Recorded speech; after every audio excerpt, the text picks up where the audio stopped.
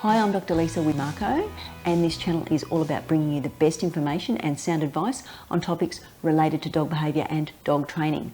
Now, this video is part of our 5-minute technique series, and I'll be showing you how to train your dog to perform a sit on request, and I'll be sharing my 5 best strategies on how to maximise your training success for this exercise.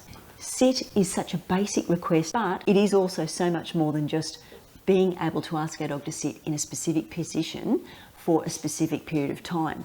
Now, sit, the request to sit, has so many important functions, and the most important function is that it helps us to manage our dog's excitement levels. So if we think about it, when we have our dog in a sit position, they're not jumping up, they're not running around, and they're also usually facing us when we've asked them to sit, and so that means we can also ask them for another desirable behaviour. And that's really, really important.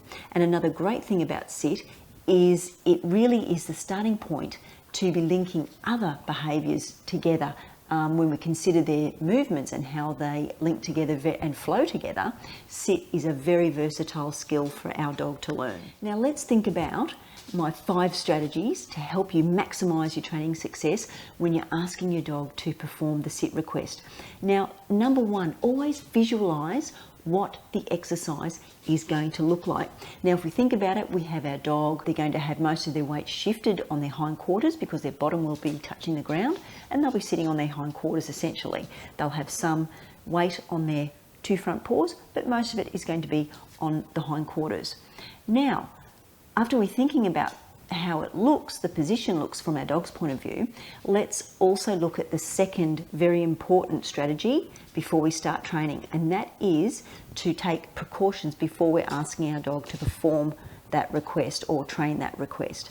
Now, it's not very nice to be asked to sit on hot bitumen or cold concrete, so make sure you have a nice comfortable surface for your dog to sit on when you're training this exercise. That's the main precaution.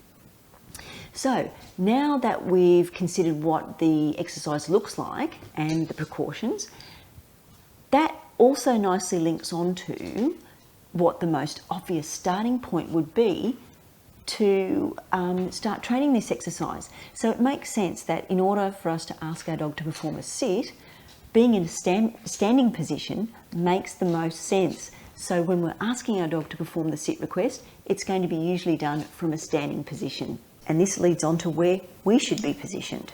We want to be in front of our dog so they can clearly see the hand gesture we will be using. We want our dog to be moving their head to look up at the food reward, which will tilt their hindquarters and their bottom towards the ground. So what's the action that we'll be performing?